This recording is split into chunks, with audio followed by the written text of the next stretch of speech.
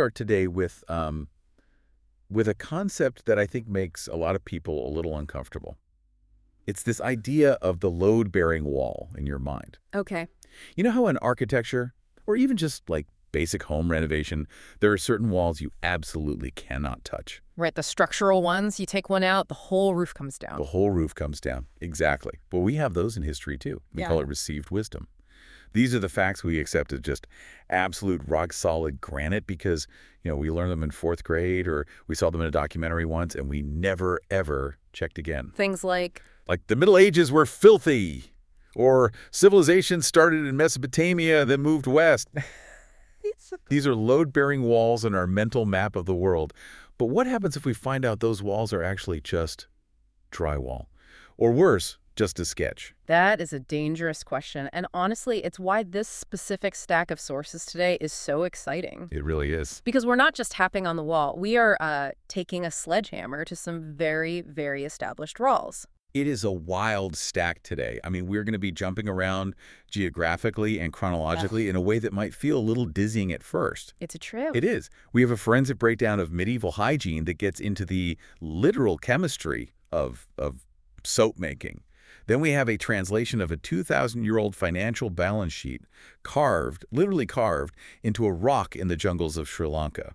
And that one is it's a stunner. And then we have something that feels like it shouldn't be allowed in a standard history book. It's a controversial theory.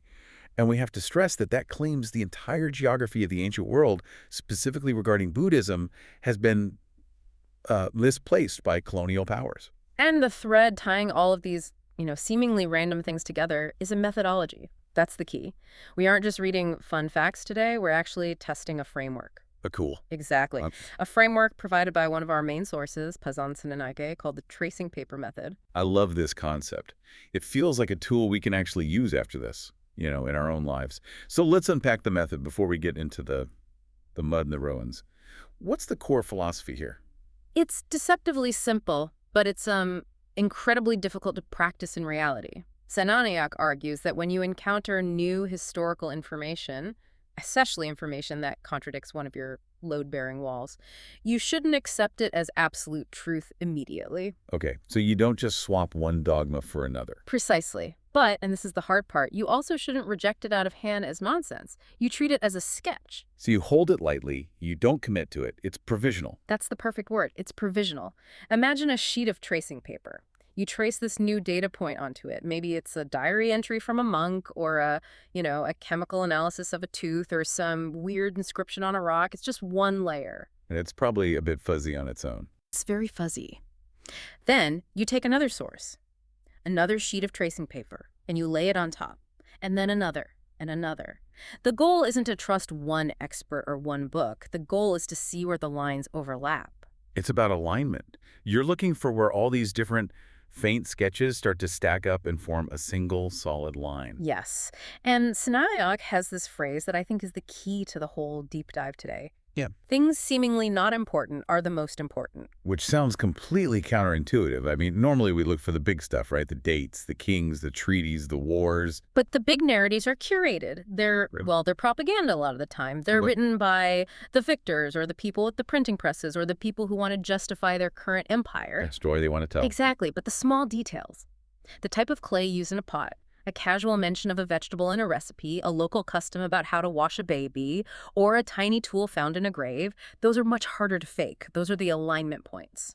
Because nobody bothers to lie about the clay in the pot. It's not worth the effort. It's not worth it. If those small, seemingly trivial details in your new sketch match the small details in the layers below, the image solidifies. If they don't, the official narrative, that big load-bearing wall, starts to dissolve. It starts to look like drywall. It's forensic history. Yeah. We're looking for the fingerprints, not the posed portrait. So let's apply this immediately. Let's take our first sheet of tracing paper and lay it over a period of history that everyone thinks they know inside and out. The Middle Ages. Or, as it's pejoratively and as we'll see incorrectly known, the Dark Ages. Right. If I ask you, or anyone listening, to just close your eyes and picture a medieval peasant in London or Paris, what are they seeing? What's that image? They're seeing Monty Python. That's what they're seeing. They see mud. They see brown, tattered clothes. They see rotten teeth. They see people who haven't bathed in a year, walking around in filth, tossing chamber pots out the window, and being generally okay with it all. Slapping two coconuts together to sound like a horse. Absolutely. That is the initial sketch. It's the stereotype of the great unwashed. It's so ingrained in our culture.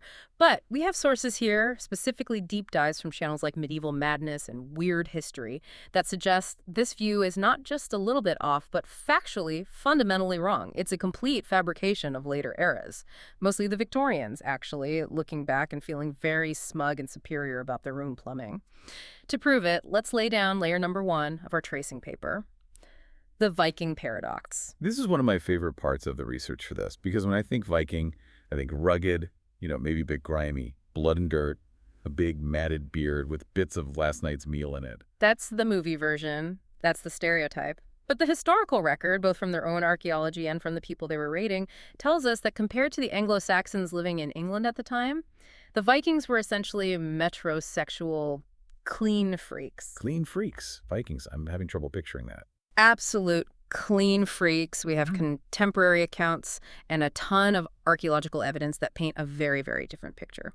For starters, the Vikings combed their hair every single day. Every day. Every single day. They bathed every Saturday. In fact, the Old Norse word for Saturday is lagardagur.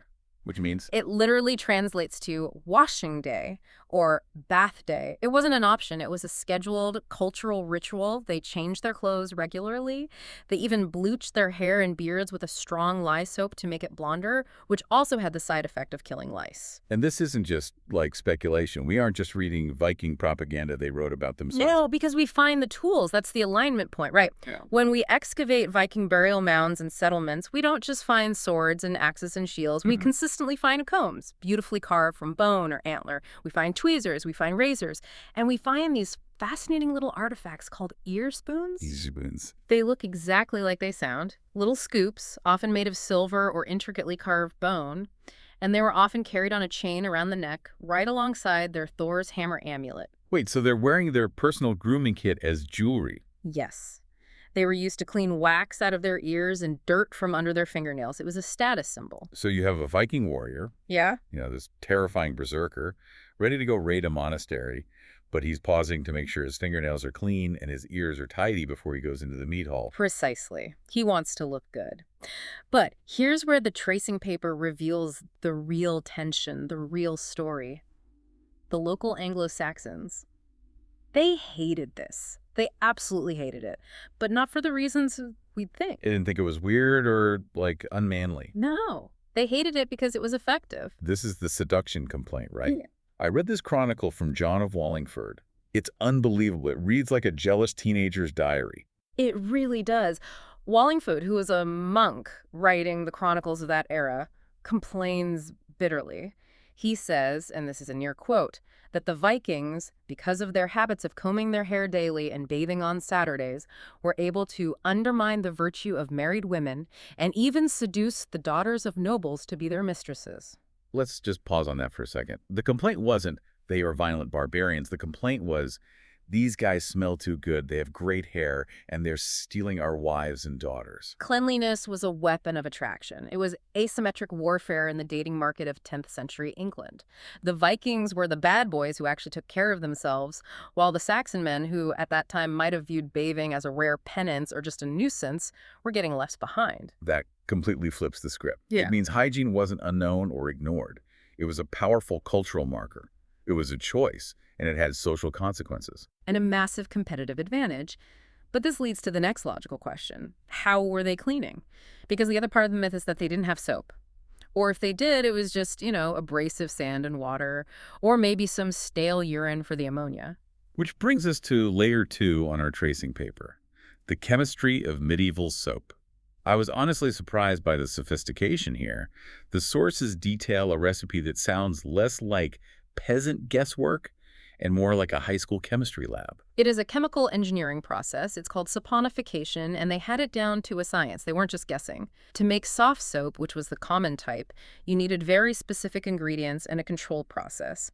You started with wood ash, usually from oak or beech trees. Why the ash? What does that do? The ash provides the alkali. It's rich in potassium carbonate, what we used to call potash. That's your base.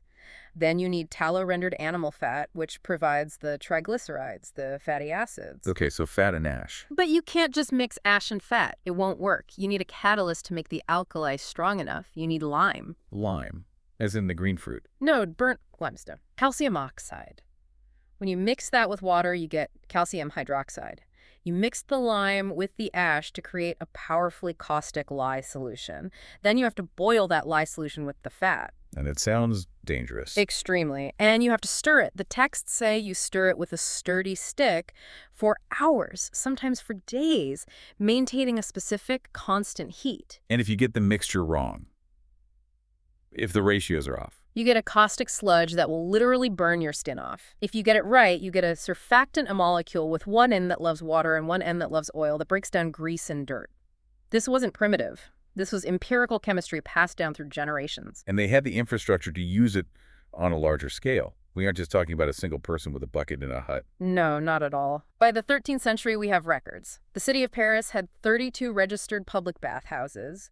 London, specifically the Southwark area, had 18. Southwark is interesting because that was the entertainment district of London, right? The theaters, the bear baiting, the less savory stuff. And the stews, as the bathhouses were called. Now, we have to be honest with our tracing paper.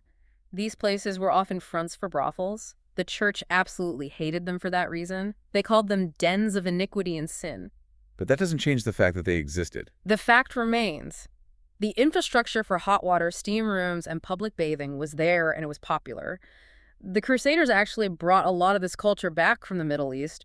They saw the hammams in places like Jerusalem and realized, hey, civilization feels a lot better when you aren't covered in lice and grime. Even royalty got in on the act, King Edward III. A surprising hygiene innovator. In the 14th century, at Westminster Palace, he had a private bathroom installed, and it was state-of-the-art for the time. It had tiled floors and, get this, hot and cold running water on tap. Wait, running water? How? They didn't have electric pumps or water heaters? No, but they had gravity and they had fire. They had lead or wood pipes drawing water from a high-up cistern. One pipe ran straight down for cold water. The other coiled through a hearth or furnace before it got to the tap. It was incredibly clever engineering. And he had a dedicated staff member for all this, the groom of the stool. A very high-pressure job, I imagine. But it shows that the desire for cleanliness and the technology to achieve it was at the very top of the social hierarchy. If the king is doing it, you can bet the nobles want to do it too. Okay, so let's take stock. We've established they had the knowledge, they had the soap, they had the ear spoons, they had the bathhouses. So why? Why does the filthy stereotype persist so strongly? Why do we have this unshakable image of people drowning in muck? Because of layer 3, the scale problem, the urban waste crisis. We have to be honest about the limitations. The desire to be clean was there, but the civic infrastructure was not. It couldn't keep up. London was growing too fast. Way too fast. By the 14th century, you have a city like London with maybe 100,000 people crammed inside its walls. Our sources estimate they were producing roughly 5,000 kilograms of human waste every single day. 5 metric tons of waste per day. And there is no sewer system, no treatment plant, no garbage collection. So where does it all go? Into the street? Into the streets, into open ditches, and primarily into the River Thames. The same river they were getting their drinking water from. In many cases, yes, or at least bathing in, if they couldn't afford a bathhouse. The sources are full of laws passed in 1327, 1371, 1388. These weren't laws about taxes or trade. They were desperate, repeated pleas from the government to stop people from throwing dung, garbage, and animal entrails into the river. They had to legislate against it multiple times, which means nobody was listening. Nobody was listening. There was a phenomenon our source calls medieval fly tipping at a place called Tower Hill. The pile of refuse got so high it was physically blocking the defensive walls of the Tower of London. So the smell must have been. A physical wall.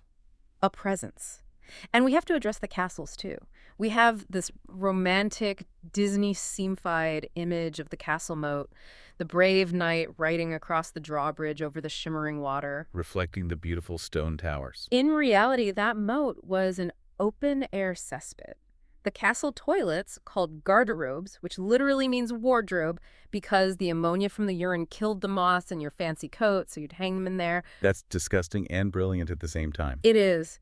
But these garderobes were just holes in the stone floor. They dropped everything straight down the outer wall and into the moat below. So on a hot August day, the king's magnificent castle was surrounded by a stagnant ring of human and animal sewage. Exactly. So you have this tragic tension. You have people who want to be clean. They're scrubbing their bodies with oak ash soap and cleaning their ears with silver spoons, but they are trapped in an urban infrastructure that is collapsing under the sheer weight of population growth. Which leads us directly to the darkest layer of this whole story, the moment where this tension snaps, the Black Death. Layer 4. This is where the sketch becomes truly heartbreaking. When the plague hits Europe in 1347, people are desperate. They know instinctively that filth and disease are connected, that hygiene is somehow the answer.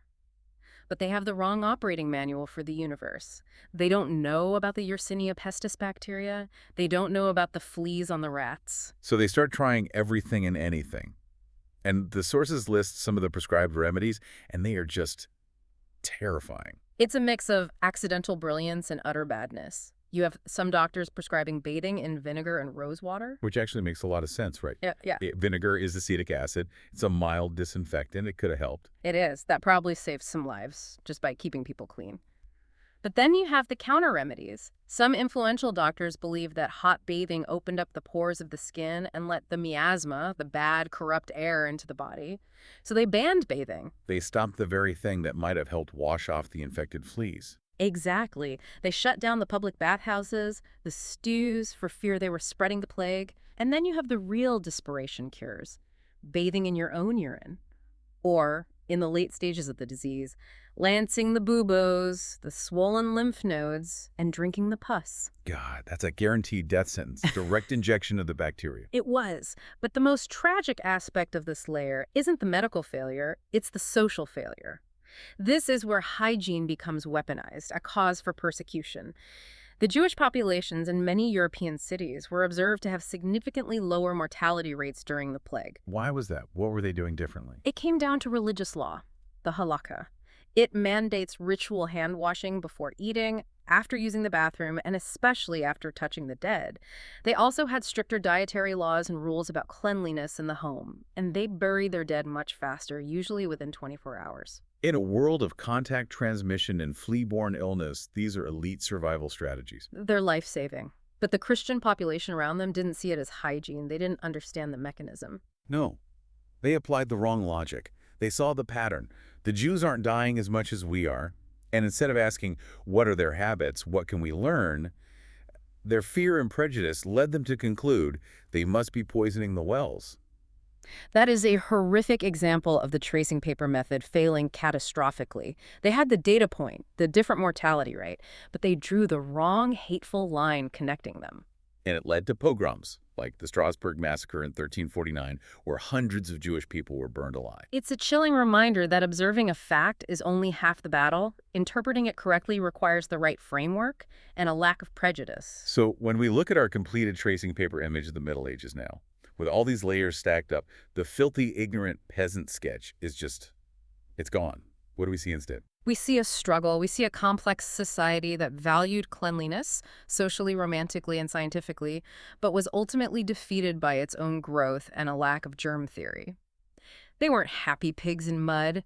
They were people trying to keep their fingernails clean with silver spoons while their world was drowning in a tide of waste they couldn't control. It makes them feel so much more human, more relatable. It does. It closes that distance of smug superiority we often feel. They were just like us, just without modern plumbing.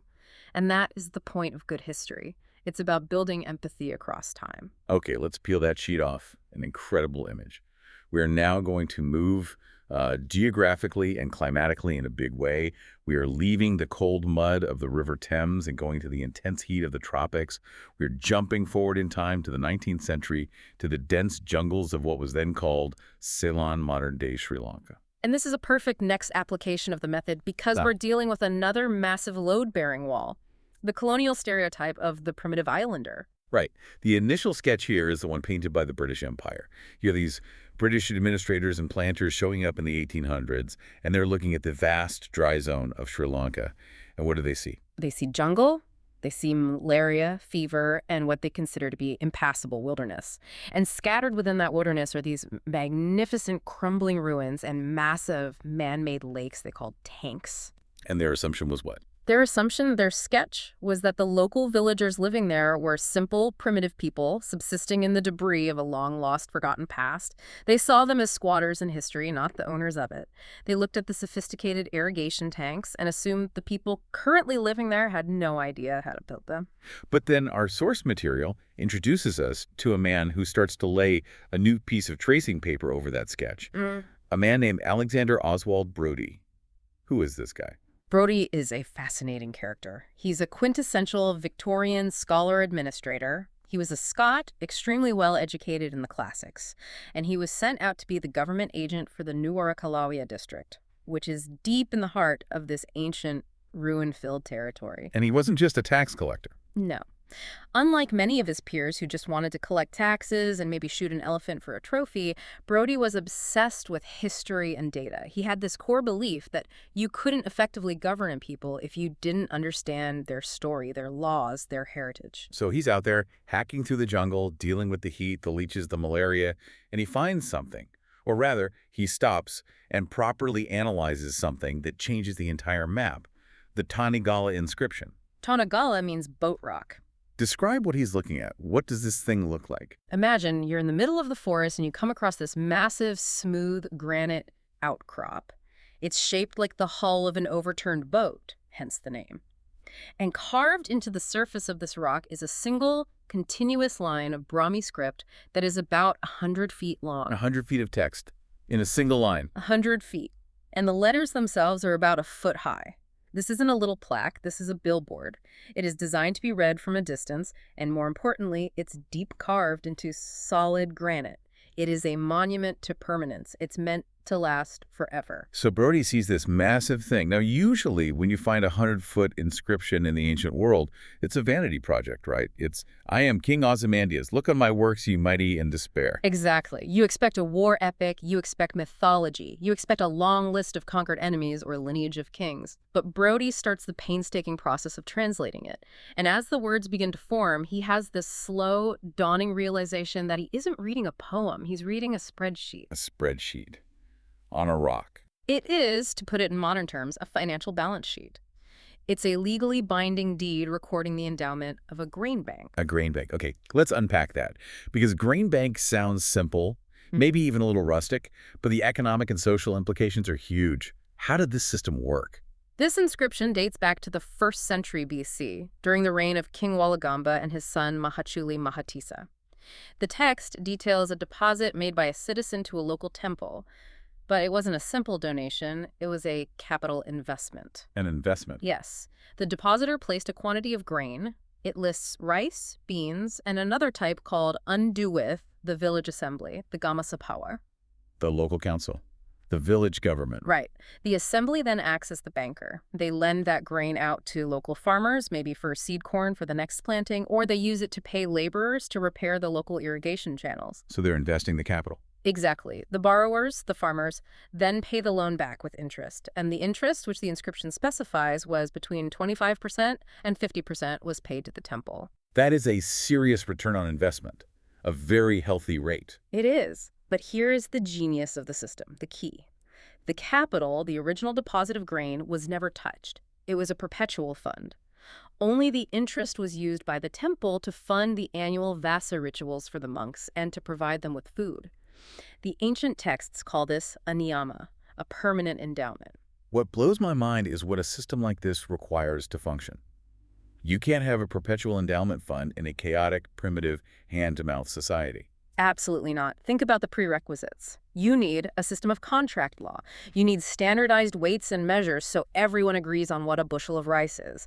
You need mathematics to calculate the interest. You need a judicial system to enforce the debt if a farmer defaults on his loan. And most of all, you need stability and trust. Trust is everything. You need to believe that the institution, the village assembly, the temple, will still be there in 10 years or 50 years or 100 years to manage your investment. And this was all happening during the Bamanitia Saya, the Great Famine, right? A time of crisis. That's the real kicker. This inscription was carved during a period of intense political upheaval, invasion, and ecological disaster.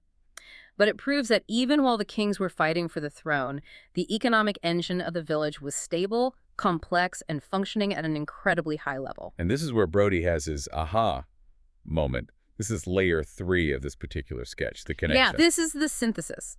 Brody looks up from his translation of this 2,000-year-old document, and he looks at the 19th century village that he is currently governing, and he realizes the system hasn't changed. He saw that the village councils, the way they cooperatively managed the irrigation tanks, the local laws they used for handling disputes, they weren't primitive tribal customs. They were the direct, living, surviving descendants of this 2,000-year-old corporate financial structure. The primitive sketch just completely dissolves. It evaporates. The new image that solidifies on the tracing paper is of an ancient, unbroken civilization. The village isn't a remnant. It is the living, breathing tip of a vast historical iceberg. Brody called it a Leviathan civilization that had been operating continuously for millennia. The people standing in front of him weren't squatters in the ruins. They were the direct inheritors of a system older and more stable than the British Empire itself. That is such a powerful pivot.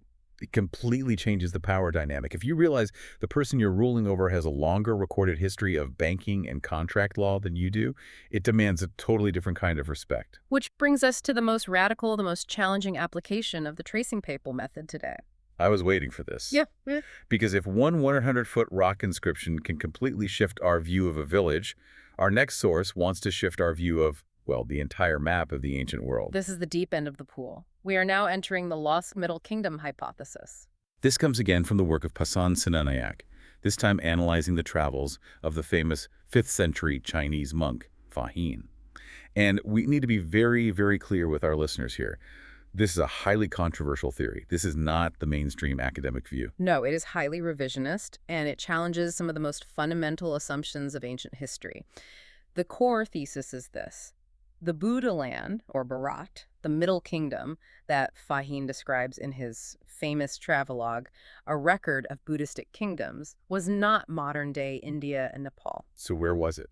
The source argues it was the Hela civilization of Sri Lanka. That is a massive claim. It implies that generations of historians have geographically misplaced the very cradle of Buddhism. It goes further. It accuses colonial powers of a deliberate and systematic erasure of this history. But let's use the tracing paper method. We aren't asking, is this true just yet? We are asking, do the sketches align? So let's start with Fa-Hien's sketch. He was a Chinese pilgrim who traveled in the early 400s AD. He walked thousands of miles. What was he looking for? He wasn't a tourist taking in the sights. He was an auditor. He was a scholar on a mission. He was looking for the authentic source. He wanted the original texts, the original monastic rules, the original practices. And because of that, he had incredibly high standards. He lays out specific criteria in his writing for what a true Buddha land should look like. First, it had to have evidence of extreme wealth and engineering. Second, it needed deep institutional stability. And third, it had to have living, veneration-active, thriving monasteries, not just old bricks in a field. Let's start with the engineering. Because he describes something he saw in a city he calls Pataliputra. That sounds, well, it sounds impossible. The image car. The image car. Fa-Hien describes an annual procession involving a four-wheeled structure, which he calls a moving hall, that was roughly 30 cubits high. 30 cubits, that's about 50 feet. That is a 5-story building on wheels. A moving 5-story building. And it wasn't just big. He describes it as being draped in gold, silver, and lapis lazuli, with silk canopies and banners. It was a masterpiece of mobile engineering and art. And he says there were 20 of these cars in the procession. 20 of them. So, tracing paper test number 1. Where do we find evidence for that level of technology and wealth? The source argues that in the 1830s, when the British were mapping India, archaeologists like Alexander Cunningham, they actually admitted in their own records they couldn't find this level of continuity or evidence in the places they expected to. Right. The claim is that the British found ruins, absolutely, but they didn't find the unbroken continuity that Fa-Hien described. They couldn't find evidence of endowments engraved on metal plates that were still considered valid for centuries, from king to king. They couldn't find the massive structural evidence that matched the sheer scale of something like the image car. So they renamed sites. They found a ruin and said, this must be Pataliputra, even if it didn't quite fit the description. That's the argument. But if you take Fa-Hien's sketch and lay it over Sri Lanka, you find the brazen palace. the Mahaloapaya in Anuradhapura. Dating to 160 BC. The Mahavamsa Chronicle describes it as being supported by 1,600 stone pillars. 1,600 pillars. You can still walk among them today. The Chronicle says it was 9 stories tall. The roof was covered in copper tiles, brazen tiles, that would have shone in the sun for miles. It matches the scale and engineering prowess that Fa-Hien demands. It proves that this was a civilization capable of building what were essentially ancient skyscrapers. Okay, that's the engineering. What about the institutional stability, the living veneration?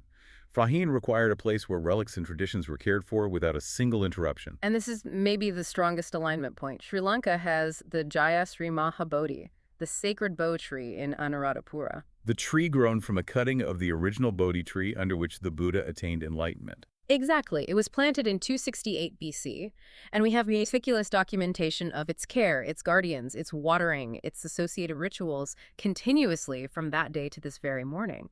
There has been no break in the chain of veneration for over 2,300 years. It's the oldest, historically authenticated, human-planted tree in the world. It is. And the source argues that this kind of absolutely unbroken lineage matches Fa-Hien's description of the central land. Far, far better than the fragmented ruins that were being rediscovered in northern India during the 19th century.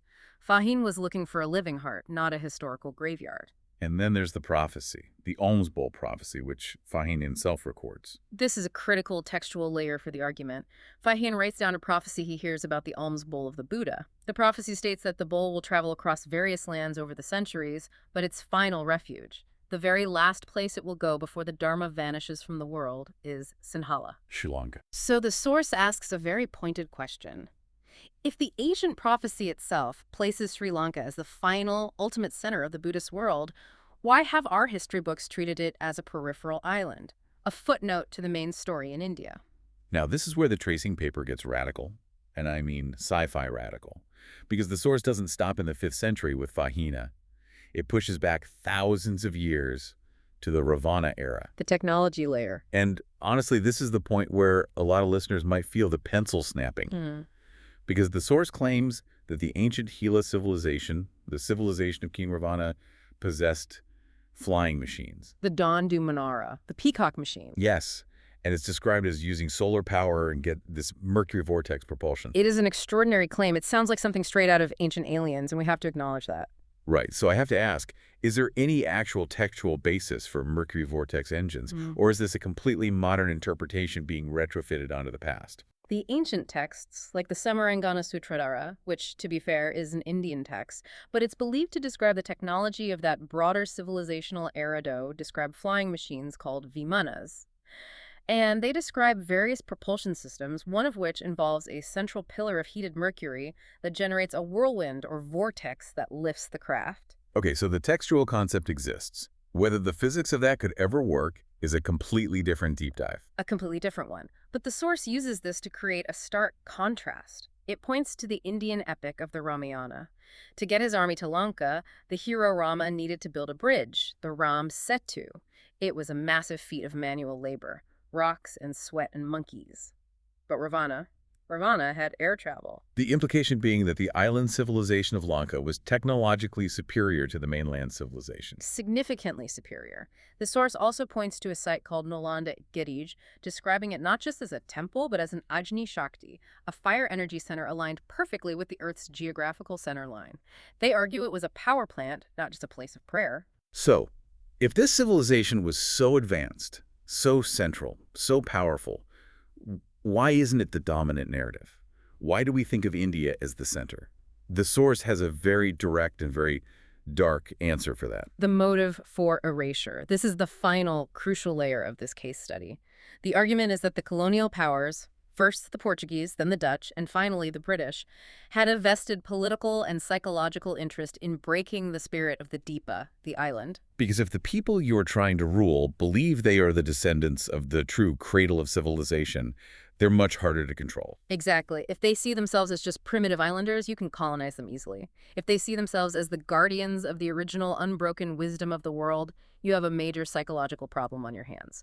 So the source argues a systematic erasure began, and it happened on multiple levels. First, physical erasure. The Portuguese destruction of the sacred tooth relic in Goa in 1560.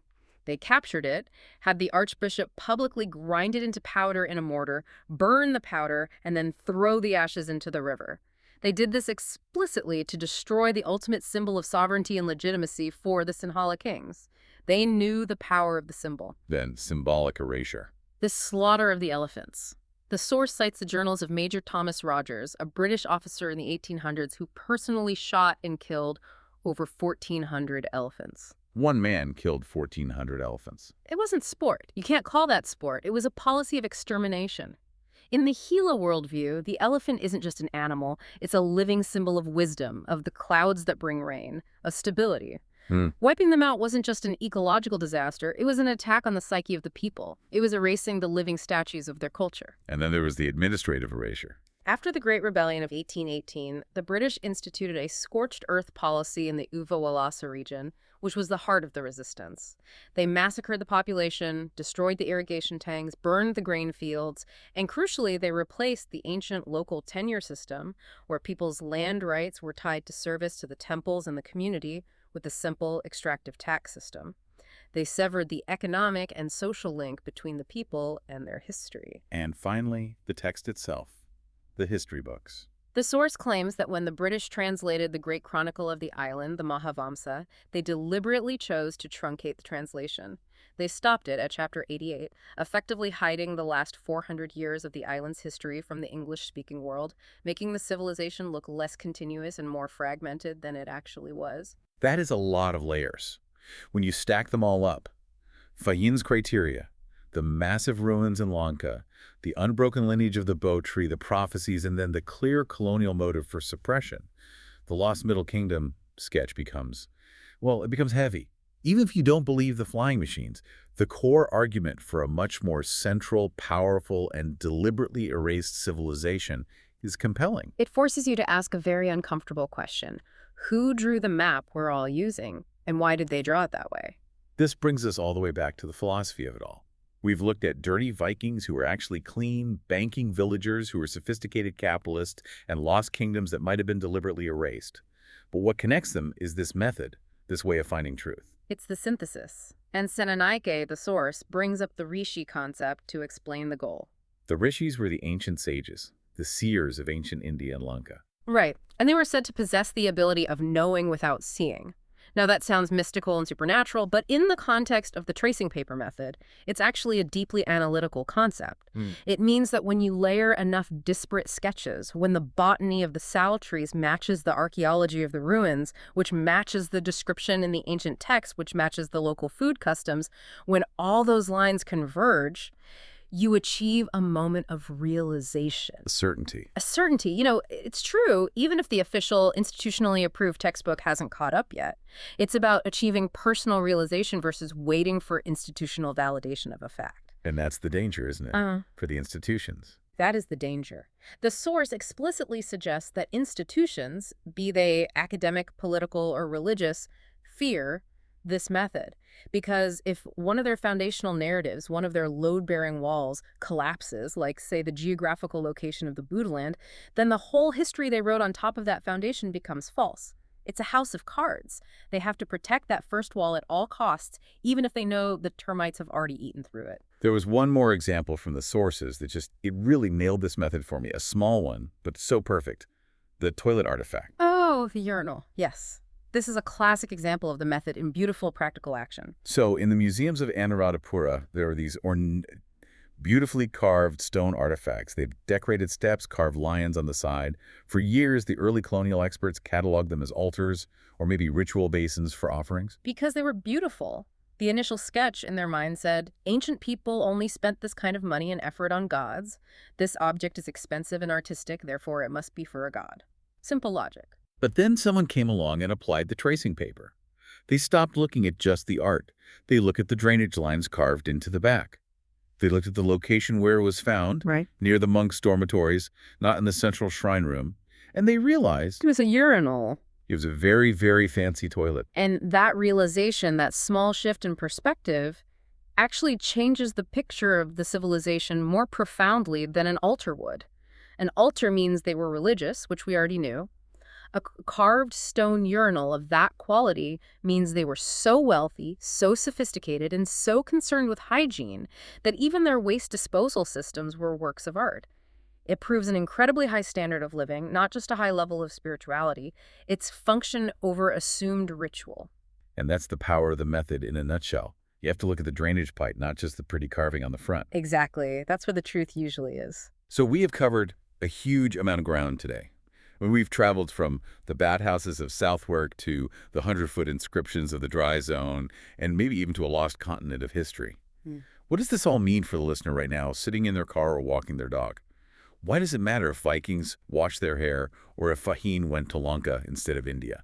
It matters because it changes who we think we are. If you accept the initial sketch that you're given, that your ancestors were filthy or primitive or peripheral to the main story of the world, then you see yourself as the endpoint of a clumsy, accidental history. You become a passive consumer of progress. You think, thank God I live now because back then everyone was stupid and dirty. But if you use the tracing paper, if you start layering the evidence for yourself, If you see the clean Viking with his silver ear spoon, the banking villager with his compound interest tables, the engineer of the brazen palace, suddenly you are the descendant of sophistication. You are part of a story that is complex, deliberate, and perhaps much, much grander and more interesting than the one you were told in school. It shifts you from being a passive consumer of news and facts to an active detective of reality. you become an active participant in the writing of history. Yes. You stop asking, what is the official truth? And you start asking, does this new sketch align with the others? It's a more powerful way to live. So here is the thought I want to leave you with today. Imagine your own life, or the history of your family, or your country, or even just the news you read this morning. Picture it as that first single sheet of tracing paper. It looks solid, it looks complete, it looks like the whole story. But it's just a sketch. It's just one sketch. What happens if you start looking for the unimportant details, the weird footnotes, the things that don't quite fit the main narrative? What happens if you start sketching your own layers on top of it? What new, clearer image might solidify that scares the institutions, but frees you? That is the question. Keep sketching until the next deep dive.